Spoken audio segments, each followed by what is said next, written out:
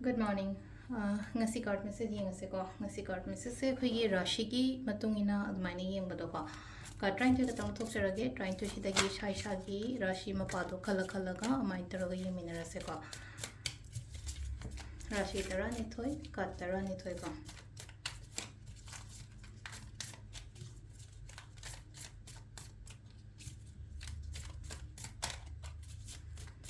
तो सिलेरे हान बसे दलेरे को अनि अहुम मरी मंगा तरुक तरेत निपान मापन तरा तरा माथोय तरा निथोय खोय हान बको मेष राशि येंगसे मेष राशि गना कई मैसेज लाके आबदो ngasi de ko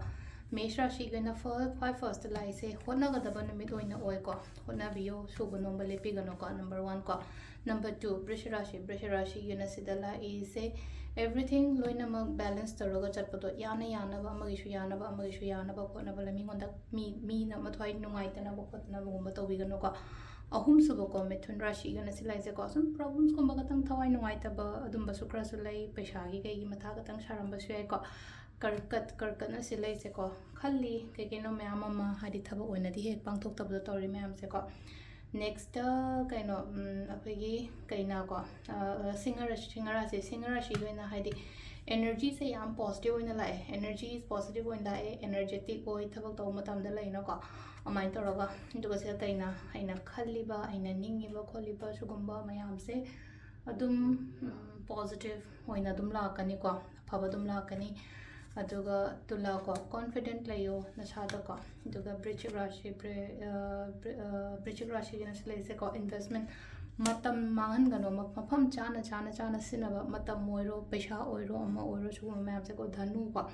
धनु की सेंसिलेसे को मको कुंबा चिंगो थबक तो मतम द लैना को हाइदि अखंबा आइना खंबा हैबा लेरगदी मिंगोदा तापीबा तंबीबा अदुमसु लेरे अदुगा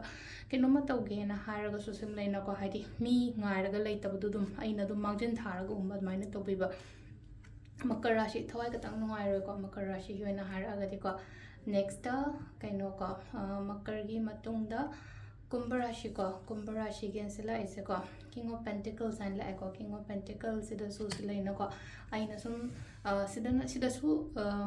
मोरोवर पैसा की ओइना ओइ को पैसा के ना हादी पैसा सा आइना बिजनेस मक तौगे नत्रगा हादी इन्वेस्टमेंट तौगे खोदके काना खलगा लेदो तौ काना गनी काना दुम लाइबा ngasi की ओइना को